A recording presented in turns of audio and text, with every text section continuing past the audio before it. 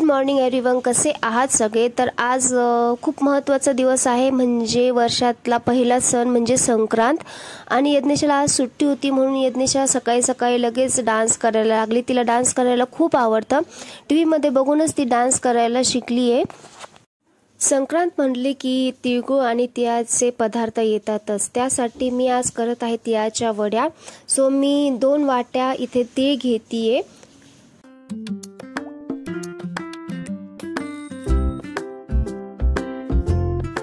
आपली छोटी वाटी असते ते 2 वाट्या तीळ घ्यायचे। त्यानंतर मी त्यात ॲड करणार आहे शेंगदाणे 1 वाटी आणि 1.25 वाटी गूळ।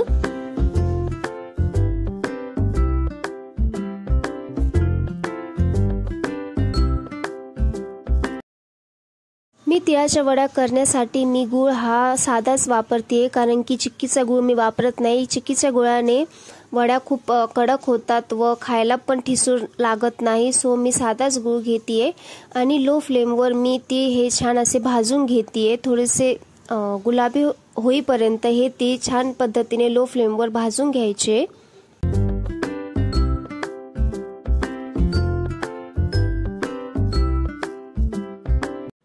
लहान मुलांना पण गोड पदार्थ हे शक्यतो खूप आवडतात आणि यज्ञेशाला पण तिळाच्या वड्या तिळाचे लाडू हे खूप आवडतात। सो म्हटलं थोडेसे करून बघूया। आणि ते भाजल्यानंतर आम्ही ते ताटात काढून घेतलेले आहे। तुम्ही बघू शकता इतके छान पद्धतीने हे ती भाजल्या गेलेले आहे।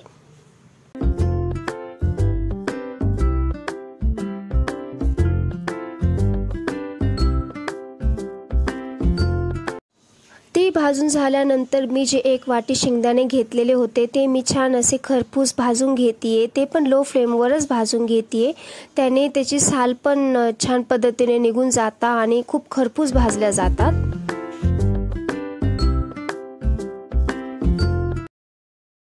शेंगदाणे भाजून झाल्यानंतर शेंगदाणे पण मी एका ताटात काढून घेतलेले आहे। ते जोपर्यंत गार होत नाही तोपर्यंत मी ते तसेच ठेवलेले आहे। गार झाल्यानंतर त्याची साल पण इतक्यात निघून जाते। त्यानंतर शेंगदाणे तीळ आणि गूळ हे मी मिक्सरमध्ये छान पद्धतीने असे बारीक करून घेतलेले आहे। तुम्ही बघू शकता जास्त बारीक पण नाही करायचं आणि जास्त जाड पण नाही ठेवायचे। जे बारीक केलेलं मिश्रण आहे ते परत मी लो फ्लेमवर भाजून घेतीये, कारण की जोपर्यंत गुळाला पाणी सुटत नाही तोपर्यंत मी ते भाजून घेतलेलं आहे। आणि त्यात थोडंसं गावठी तूप म्हणजे गाईचं तूप पण मी त्यात ॲड केलेलं आहे, त्याने पण वड्या खूप छान होतात। आणि मी ते एका ताटात काढून घेतलेलं आहे। वरून मी थोडेसे तीळ पण टाकलेले आहे। मी जे शेंगदाणे भाजलेले होते ते मी मिक्सरमध्ये बारीक केलेले होते व बारीक केलेले शेंगदाणे पण त्यात मी ॲड केलेले आहे। आणि ते असं छान असं मिक्स करून घ्यायचे व हातानेच ते पूर्ण ताटभर पसरवून घ्यायचे व सुरीने मी छान अशा त्याच्या वड्या केलेल्या आहेत, तुम्ही बघू शकता। आणि ते थोडंसं 10 ते 15 मिनिटं गार होऊ द्यायचे व त्यानंतरच ते काढायचे। इतक्या छान अशा वड्या होता आणि खूप क्रिस्पी आणि खूप चवीला पण खूप छान अशा वड्या झालेल्या आहे। तुम्ही एकदा नक्की करून बघा, तुम्हाला पण खूप आवडेल। आपल्या महाराष्ट्रात प्रत्येक सण साजरा होताना अतिशय उत्साह, आनंद, एकमेकांना मान सन्मान देण्याची पद्धत, रूढी परंपरा यांना फार महत्त्व दिल्याचं आपण पाहतो।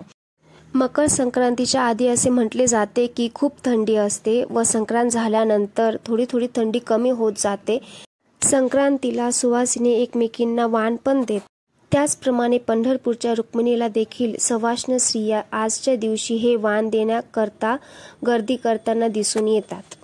संक्रांतीला काळे कपडे घालण्याची एकमेकांना देण्याची देखील प्रथा आहे। तिळगुळ घ्या आणि गोड गोड बोला असं म्हणण्याची संधी आपल्याला केवळ या सणालाच मिळते। तीळ आणि गुळ हे उष्ण असल्याने या थंडीच्या वातावरणात आपल्या शरीरात आवश्यक उष्णतेची गरज तिळगुळ पूर्ण करते आणि ह्याच मुख्य कारणामुळे संक्रांतीला तिळगुळ देण्याची परंपरा सुरू झाली।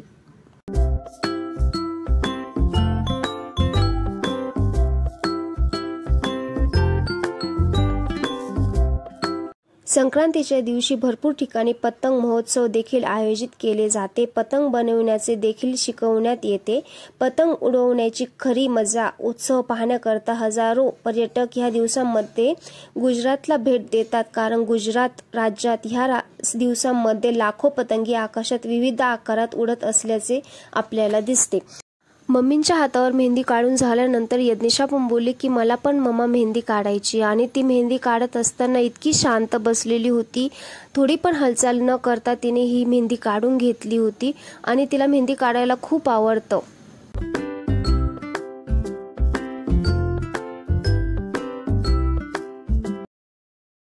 यज्ञेशाने मेहंदी काढून घेतली होती. यज्ञेशाची मेहंदी काढून झाल्यानंतर ती इतकी आनंदी होती ना, आणि तिचं लगेच चालू झालं होतं की मम्मा मला पतंग उडवायचे आहे, मम्मा पतंग का उडवता, कशी उडवता, तिचे इतके प्रश्न चालू झाले होते ना, तुम्हाला किती पतंग आणणार आहे.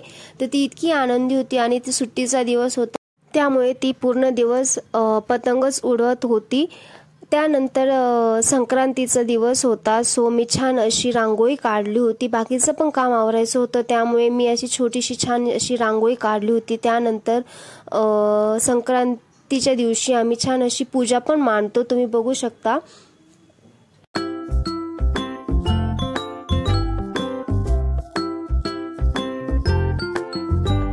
संक्रांतीच्या दिवशी पूजा मांडल्यानंतर पहिला मान हा आम्ही देवीला देतो. घरातील पूजा मांडून झाल्यानंतर हळदी कुंकाचा मान हा आम्ही घरातील जे वरिष्ठ आहेत त्यांना देतो. तुम्ही बघू शकता मम्मी ह्या माझ्या ज्या सासूबाई आहे मोठ्या, त्यांना हळदी कुंकू देत आहे, कारण की आम्ही पहिला मान हा वरिष्ठांनाच देतो. हळदी कुंकू हा स्त्रीमधील आदिशक्तीचा पूजा करण्याचा सण आहे. हळदी कुंकू हा विवाहित महिलांच्या विवाहित स्थितीचा प्रतीक आहे. हळदी कुंकू हा पतीच्या दीर्घ आयुष्यासाठी केला जातो. हा चैत्र, गौरी, गणपती, नवरात्र हा धार्मिक सणांमध्येही केला जातो. संक्रांतीच्या काळातही हळदी कुंकू साजरा केली जाते. हळदी कुंकूच्या दिवशी सुवासिनींनी महिलेला हळदी कुंकू लावून तिच्यामधील मातेला प्रफुल्लित केले जाते.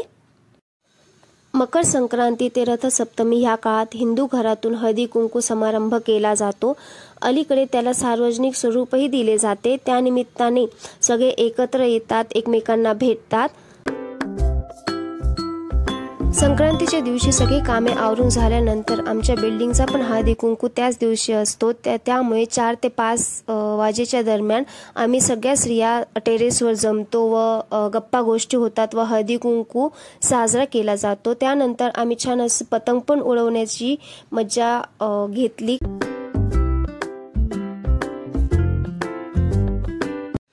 थोड्या वेळ आम्ही छान अशी पतंग पण उडवली, आणि रोजच्या शेड्यूलमधून असं कधी कधी वाटतं ना की कंटाळा येतो, सो आज थोडंसं बरं पण वाटलं आणि सगळेजण भेटले. त्यानंतर आम्ही छान असे फोटोज पण काढले, पतंगीसोबत पण फोटोज काढले आणि यज्ञेशसोबत पण आम्ही खूप सारे असे फोटोज काढले.